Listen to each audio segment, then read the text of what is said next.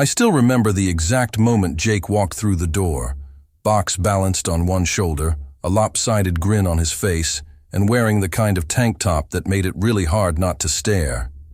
He looked like he'd stepped out of a college. Athlete calendar, tousled brown hair, faded jeans clinging just right, and that natural, unbothered confidence that straight guys wear like a second skin. "Hey, you must be Alex, right?" he said, already half in the living room before I could finish getting off the couch. Yep, that's me. I stood up a little too quickly and nearly tripped over a laundry basket I hadn't moved. Great first impression. He chuckled and dropped the box with a soft thud.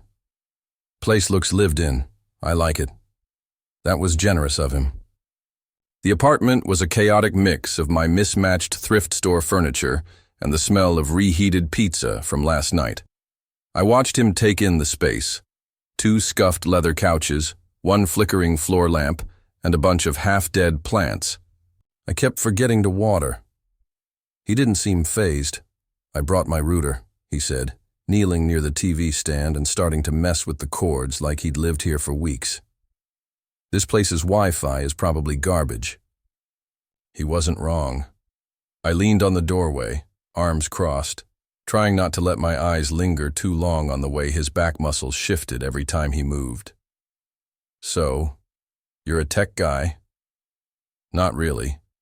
Just a chronic gamer," he replied with a wink over his shoulder. "I can't survive on lag." I laughed, maybe a little too hard, and immediately hated myself for it. "Get a grip, Alex." Jake had responded to my roommate listing only a few days ago, and everything checked out. Clean, responsible, on time with rent. And according to his bio, very straight. He even mentioned an ex-girlfriend in his initial text, like some kind of hetero resume booster. We spent the rest of the afternoon bringing in his things, boxes full of weights, sports gear, and exactly 3 books. By evening, we were eating greasy takeout on the couch, watching a terrible reality show and mock commentating like it was the Super Bowl. The banter came easy. "Okay, but seriously, who gets married on TV after 6 weeks?" he said, pointing at the screen with his chopsticks. "Straight people," I deadpanned. He laughed, deep and genuine. "Fair." The thing was, Jake was nice. The kind of nice that makes it hard not to get attached. He didn't flinch when I mentioned my ex-boyfriend. In passing, didn't shift in his seat or toss out some awkward joke. Just nodded and kept eating like it was the most normal thing in the world. Still, I knew better. Crushing on your straight roommate? That's the stuff of cliché gay pain. I'd lived through that movie before, and it didn't end in kisses. It ended in heartbreak and awkward breakfasts. So I made a silent vow. No feelings, no reading into things. Just coexistence. But later that night, I found him shirtless, half asleep on the living room floor, arms tangled in Ethernet cables, mumbling something about upload speeds. I stood in the hallway watching him for longer than I should have, wondering how the hell I was going to survive living under the same roof as someone like him. I told myself it would pass, that the crush was just a flicker, something that would burn out once the novelty wore off. I didn't know it then, but that flicker was about to become a wildfire. Living with Jake felt like living inside a low-budget sitcom, one where the hot roommate doesn't realize he's accidentally starring in someone else's coming-of-age arc. We slipped into a rhythm faster than I expected. Breakfasts were usually chaotic, him half-dressed, hair a mess, trying to fry eggs while scrolling his phone, while I salvaged my coffee addiction with whatever beans hadn't gone stale. Most mornings ended in laughter, a burnt omelet, or spilled cereal that we never quite cleaned up right away. "You know," I said one morning, gesturing to the frosted flakes swimming across the counter. "Most people use bowls." Jake shrugged, grinning, shirtless, spoon in hand. "This is just a bowl with more freedom." I rolled my eyes, but the truth was I liked it. The chaos, the closeness, the easy way he made the space feel lighter. Nights were our unspoken ritual. After classes and work, we'd collapse onto the couch, me with my laptop pretending to be productive, him with a controller or some random show he insisted I had to see. He had a weird love for terrible dating shows. I pretended to hate them but never left the room. And the conversations. They started small. Favorite movies, dumb high school stories. But soon we were deep into the stuff that only slips out after midnight. "Do you think you'll stay in the city after school?" I asked him once. Both of us stretched out on opposite sides of the couch, the space between us smaller than it used to be.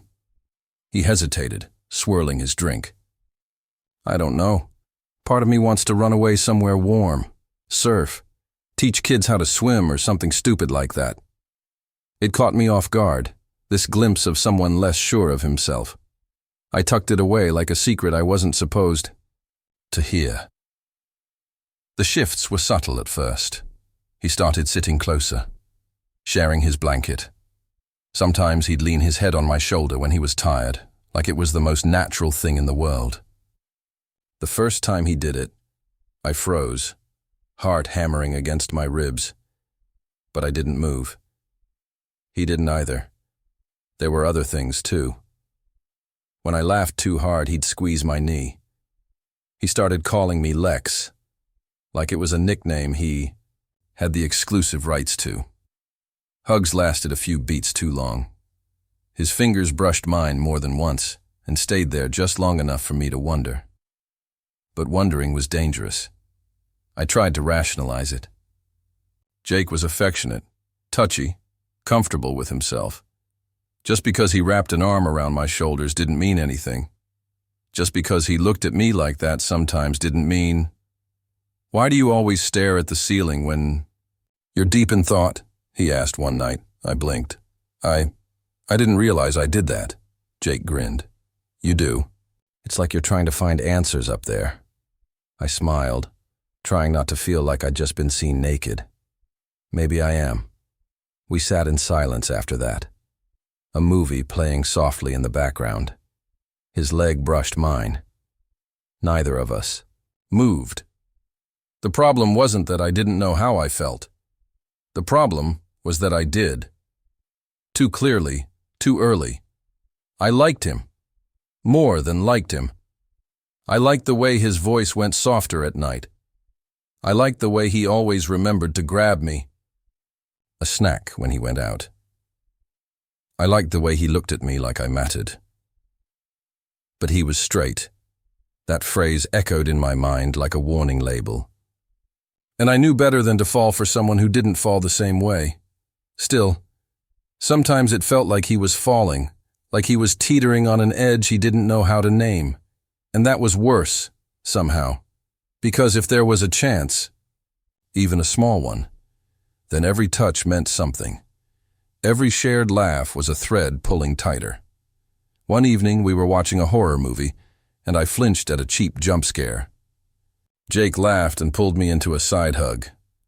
"You're such a baby," I elbowed him. "You screamed last time we watched one." Lies, slander. He kept his arm around me and I didn't move. His fingers absent-mindedly played with the hem of my sleeve. I stared at the screen, not registering a single frame. All I could think about was how warm he felt, how easily my head could rest on his shoulder, how much I wanted to just stay there. The movie ended, but we didn't move right away. Eventually, he stood and stretched, muscles taut under his shirt. "I'm gonna crash," he said, stifling a yawn. "You staying up?" "Yeah." For a bit. He started to walk away, then turned and for the first time said softly, "Night, Lex." My name had never sounded that soft before. "Night, Jake." When the door to his room clicked shut, I sat there staring at the flickering TV screen, my heart quietly breaking in a way it had no business doing. I told myself again, don't. Well, but I already had. It started at a party neither of us really wanted to go to. Jake had been pacing our living room half the day, switching shirts, checking his phone, muttering under his breath. I was halfway through a bowl of reheated noodles, watching him like a puzzled spectator. You sure you don't want to fake a stomach bug and bail? I asked, twirling a fork. He gave me a look. Trust me, I want to. But I kind of need to show my face at this one. Because of her? I didn't even need to say her name. I knew. He'd mentioned the ex a couple of times. Cassie. Blonde. Fiery. The kind of girl who left mascara stains on your pillow and then ghosted for weeks. He nodded, running a hand through his hair. She's gonna be there. Probably with her new guy. And I don't want to seem like I'm still hung up. I wanted to say, are you? But I bit my tongue. That night at the party, everything felt a little off. The lights were low, the music too loud, and the air thick with sweat and cheap beer. Jake stuck close to me for the first hour, laughing a little too hard, drinking a little too fast. I could feel his nerves like static in the air. And then I saw her, Cassie. Standing across the room, drink in hand, her arm looped through some tall finance bro clone. She looked like she belonged in every party photo on Instagram. Jake saw her too, and for a second he froze. You okay? I asked, leaning close. He forced a smile. Peachy. We didn't stay much longer. Back at the apartment, the mood had shifted. The living room was dim, lit only by the warm glow from the kitchen overhead. A couple of beer bottles sat forgotten. On the counter, condensation pooling in little rings. Jake was leaning against the sink, swirling the last sip of his drink. I watched him from the couch, trying to gauge where his head was at. So, that went well. He snorted. You think I looked confident, cool, mysterious, and emotionally unavailable? You looked like you were suppressing the urge to throw hands, I said, smirking. He laughed, rubbing his eyes.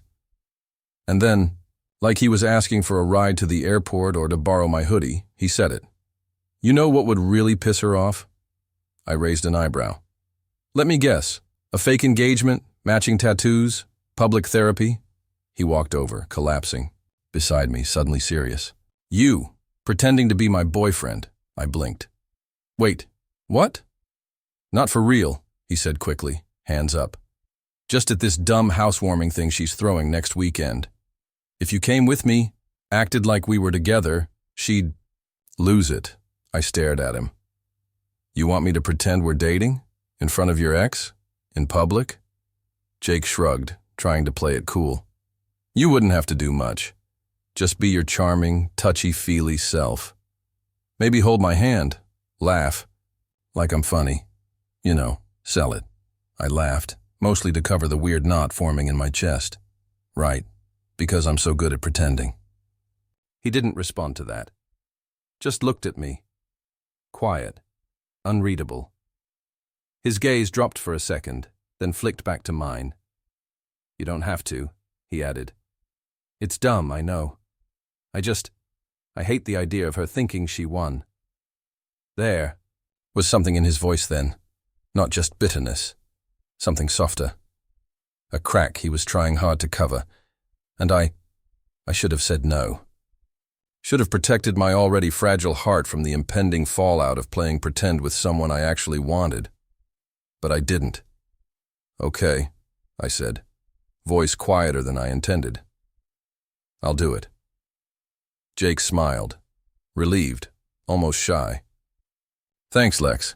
He stood and grabbed the empty bottles, retreating into the kitchen. I watched the way his shoulders relaxed, the way he hummed softly to himself like he'd just solved a complicated puzzle.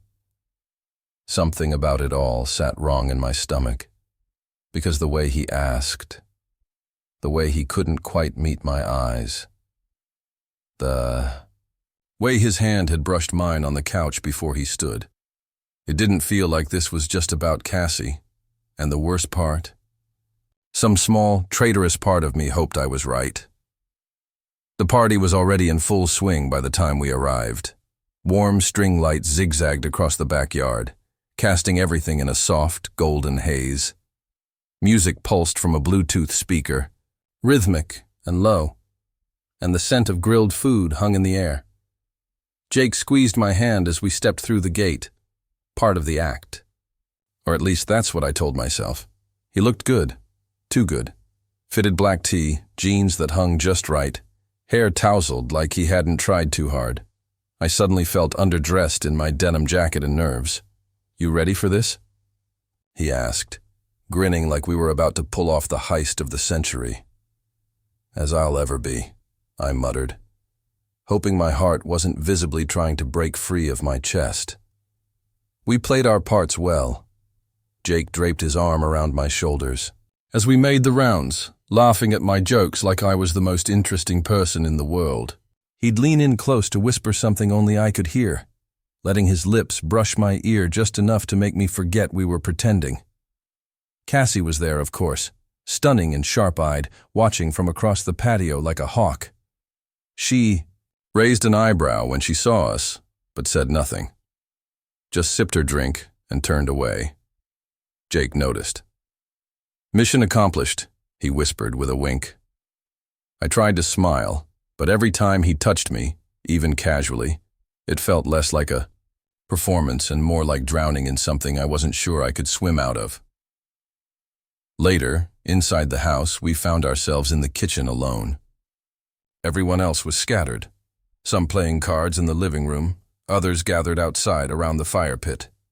The music had softened to a nostalgic indie track, and the lights were dimmer here, golden and flickering like candlelight through a filter. Jake leaned against the counter, nursing a drink, eyes on me in that way that always made me feel both exposed and seen. "You're really good at this," he said. "At pretending?" He shrugged. "At making it feel real." Something twisted in my chest. I swallowed. "Maybe I'm just a really good liar." "You're not." His voice was quieter now. "That's what makes it work." There was a beat of silence. Then two. And then he kissed me. No warning. No build-up. Just a hand reaching for my jaw, gentle but certain, and his lips pressing against mine like he'd been waiting forever. My mind short-circuited. Everything else faded. Voices in the next room, the music, the clink of bottles on the counter. Gone. All I could feel was Jake, his hand on my waist, the way his mouth moved with mine like he meant it.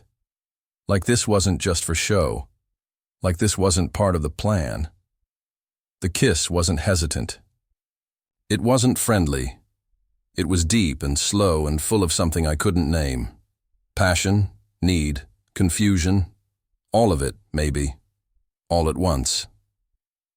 When he finally pulled back, barely an inch between us, he looked at me like he wasn't sure what just happened either. I opened my mouth, but nothing came out. My thoughts were a mess of static. He stepped away first, scrubbed a hand through his hair. "Sorry," he said, voice uneven. "I shouldn't have done that."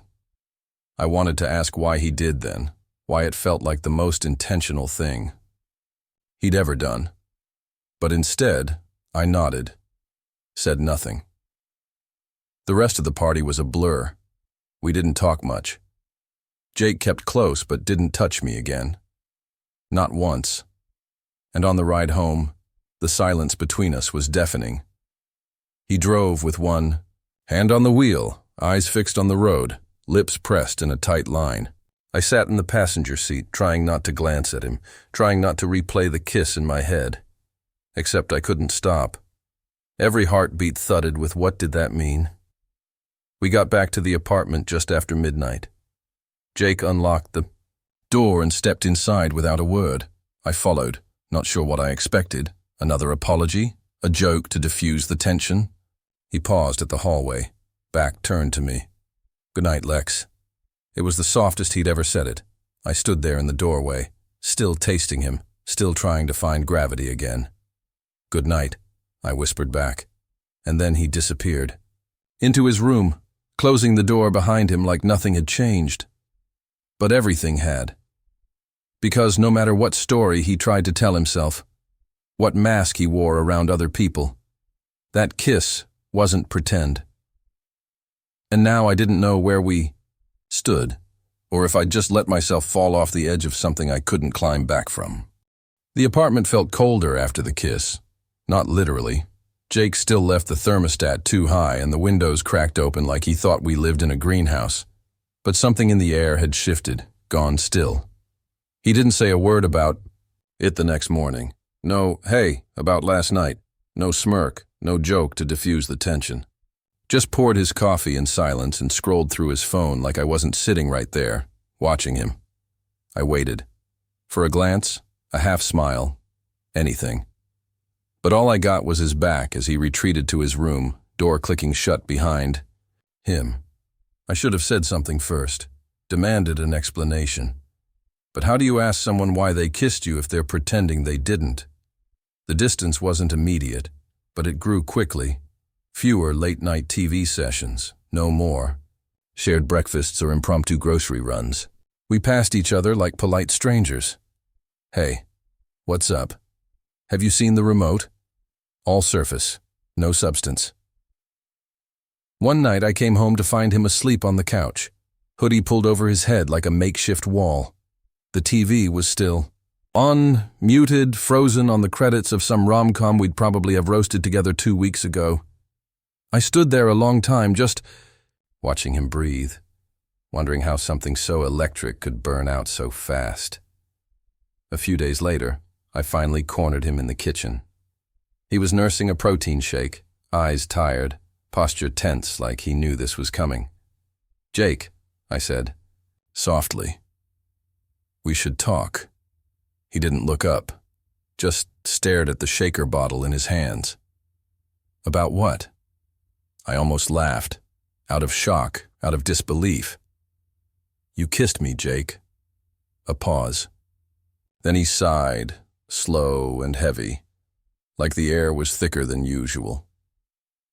"I was drunk," he said finally. "It didn't mean anything. I was caught up in the moment, I guess." I nodded, but it wasn't agreement. It was the motion of trying, not to cry. "So it was a mistake?" He hesitated too long. "Yeah." The word hit harder than I expected. I swallowed the lump in my throat, trying to keep my voice even. "Then why did it feel real?" Jake finally looked at me then, eyes filled, with a panic I didn't understand. "Lex, I don't know what you want me to say. I'm not—" He stopped himself. I didn't mean to hurt you. I could have screamed, could have begged him to finish the sentence. "I'm not what? Not into me, not gay, not brave enough to be honest." But instead, I took a deep breath. "For once," I said, voice quieter. "Now, steadier. I need someone to stop pretending, because I'm done pretending it didn't mess me up. I need clarity, not confusion, not silence." Jake looked like I'd slapped him. His mouth opened slightly, but no words came. "I can't live like this, Jake," I added. "I can't be the guy who waits around for scraps of affection and then gets told it was all in his head." He was silent. And in that silence, something in me cracked, finally, cleanly. "I think I need to move out." There it was, said aloud. "Real." Jake stepped forward instinctively, like he could stop the bleeding with a gesture. "Lex, come on. It's not that serious." But I cut him off. "It is. To me it is. You kissed me like you meant it. You looked at me like I mattered, and then you walked away and acted like I was crazy for feeling something. That's not—" "Okay." He didn't fight me, didn't apologize again. He just stood there, shoulders sagging, lips pressed into a guilty line. That night I packed a few essentials, slept at a friend's place. The apartment was too quiet without him.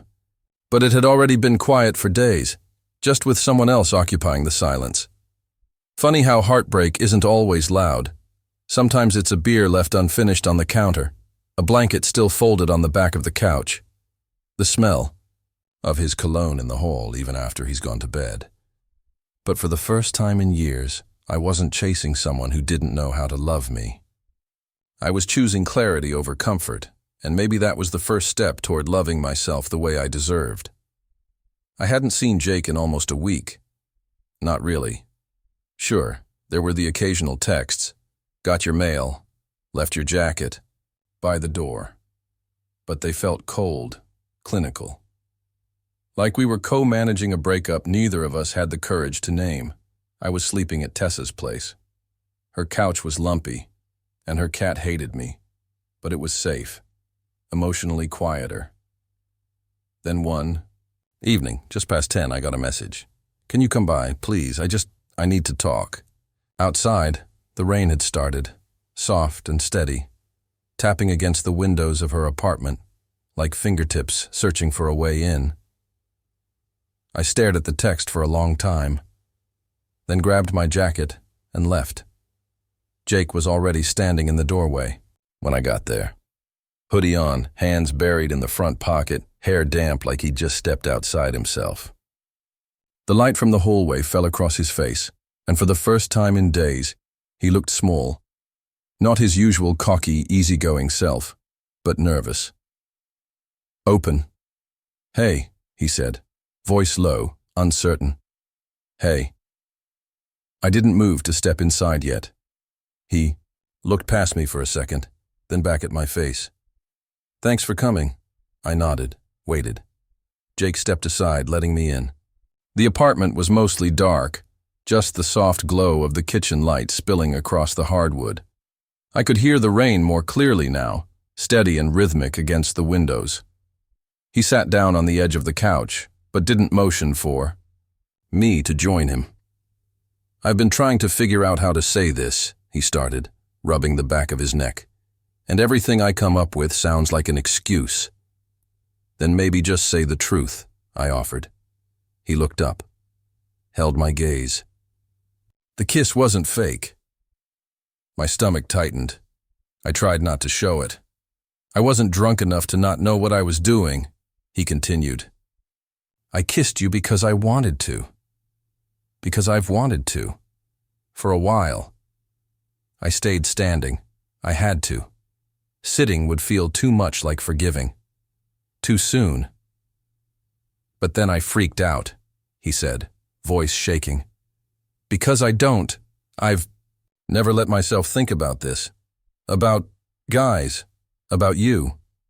His eyes were wet now, not crying, not yet. Just overwhelmed. I've been questioning stuff for a while, Lex. I didn't know how to say it. I still don't. And when I kissed you, it was like something cracked open, and that scared the hell out of me. I exhaled, long and slow. So instead of talking to me, you shut me out. He winced. I thought if I ignored it, maybe it would go away. But it didn't. It got louder. And then you left, and the quiet was worse than anything I've ever felt. I looked at him for a long time. Really looked. He wasn't hiding anymore. Not behind jokes or smirks or deflection. This was Jake, stripped bare. Why now? I asked softly. Why tell me this tonight? He stood, walked over to the window, watching the rain for a moment before turning back to me. Because I'm in love with you, he said. And I think I've been falling for you since the night we stayed up talking about our worst fears, and you admitted you hate deep water but still go swimming anyway because it makes you feel brave. I laughed, half in shock, half in disbelief. That's the moment? Jake smiled, sheepish. You were wearing those dumb shark print pajama pants and still managed to look cooler than anyone I've ever met. My heart thudded unevenly. I wanted to run to him. I wanted to scream. I wanted to believe it. But I'd spent too long loving people who didn't love me back. You're really saying this isn't just panic? I asked. This isn't guilt talking. He stepped closer. No, it's me, terrified, confused, and more sure about you than anything else right now. We stood there, the space between us shrinking like the moment demanded resolution. I'm not asking you to forgive me right away, Jake whispered, but I am asking for a chance to make this right. I looked at him, so open, so real, and felt something shift in me. Hope. Just a little, but enough. We didn't dive in this time. There were no grand declarations, no late-night makeouts fueled by confusion or fear. Just 2 mugs of coffee between us the next morning, and a quiet agreement. We take this slow. No labels, no pressure, just us. Jake sat across from me at the kitchen counter, bedhead wild, hoodie sleeves pulled over his hands. He looked at me like I was something steady, something he wanted to hold, not run from. "I don't know what this makes me," he'd said, fingers brushing mine gently, "but I know I want you in it." That was enough. We built a new rhythm after that, smaller, quieter, but real. No more lingering looks filled with uncertainty. Now when his hand found mine during a movie, it stayed there. Now when he kissed me, softly, like he meant it, it wasn't for anyone else to see. Just me. Just us. We laughed more. We talked more. We learned what it meant to be close without hiding, and somewhere in all of it, the ache I'd carried, the quiet longing I'd worn like a second skin, began to fade. One morning, wrapped in a shared blanket on the couch, watching the sun creep across our mismatched rug, Jake leaned his head on my shoulder and sighed. "You're easier to be around than I thought," he murmured. "Even when you're stealing all the covers." I smiled into my coffee. "Guess you're not as straight as you thought either." He snorted, nudging me with his knee. "Guess not." I looked down at him then, his messy hair, the sleepy smile, the weight of him warm against me, and felt it, that shift. For the first time in my life, I wasn't just falling, I was being caught. And somewhere in the quiet hum of morning, with no audience, no pretending, just the 2 of us and the slow bloom of something real, Jake whispered, "This is better than fixing the Wi-Fi." I laughed. Way better. And this time, when he kissed me, I didn't wonder if he'd regret. I knew he wouldn't. The end.